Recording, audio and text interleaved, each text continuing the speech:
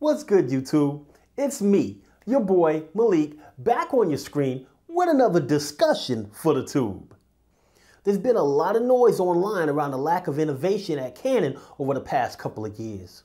There's been talk of other brands such as Sony, Panasonic, and others that are being willing to push the envelope and being more innovative than Canon. Now, we've all heard the phrase, innovate or die.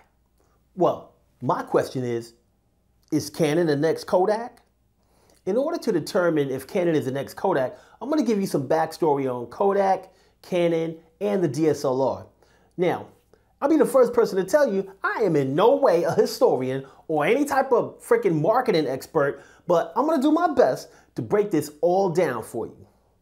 In 1975, Kodak engineer Steven Sasson invented the first digital still camera, which used an itsy-bitsy, teeny-weeny 100 by 100 pixel CCD sensor. In 1978, Kodak patented the digital camera and the digital photography industry was born. As it became easier to manufacture digital cameras, Kodak had a decision to make. It could stick with its cash cow of film photography, or take a chance on future technology and cannibalize their huge market share in film photography by transitioning to the emerging digital photography market. Unfortunately, Kodak's decision was the beginning of the end.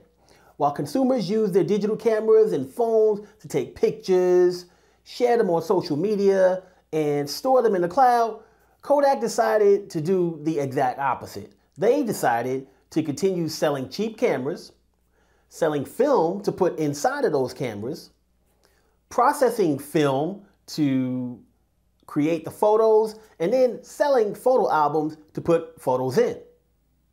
After years of selecting subpar leadership, making several business blunders, and being bumped out of the photography industry by the colossal growth in digital photography, Kodak filed for bankruptcy on January 19, 2012. Digital photography didn't kill Kodak. What killed Kodak is the fact that it didn't listen to consumers.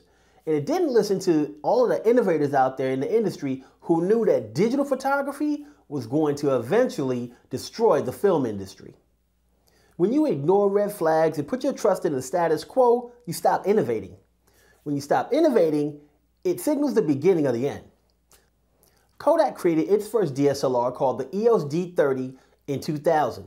The D30 was intended to live in the gap between consumer and professional cameras. When the Canon 5D was introduced 5 years later, no one had a full-frame camera that was as small and versatile as the 5D. It was a pure game changer, and it was also known as the DSLR that killed film. Since then, Canon has continued to market to consumers and professionals with a wide range of devices from its Rebel line to its Cinema line. Canon even put its toe in the mirrorless camera waters, but it never seemed to wholeheartedly jump in with a device that was competitive with the other mirrorless devices on the scene. Cell phone cameras rapidly destroyed the market for small point-and-shoot cameras. The DSLR market might be in danger of being destroyed by the mirrorless camera market. Nobody talks about Canon DSLRs with the same excitement as they do when discussing pro-quality mirrorless cameras from Sony and Panasonic. It seems that Canon is afraid of cannibalizing its cinema line by offering 4K video and professional features in its DSLR or mirrorless cameras. This is the kind of fear that will cause companies to go the way of Kodak. Until Canon decides to listen to the consumers and innovators who are clamoring for that professional features and 4K video, the company will continue to lose market share.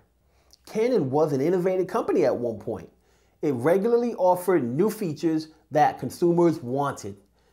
It seems like those days are a thing of the past. I myself, I'm a Canon fanboy. Now, I'm trying to keep hope alive.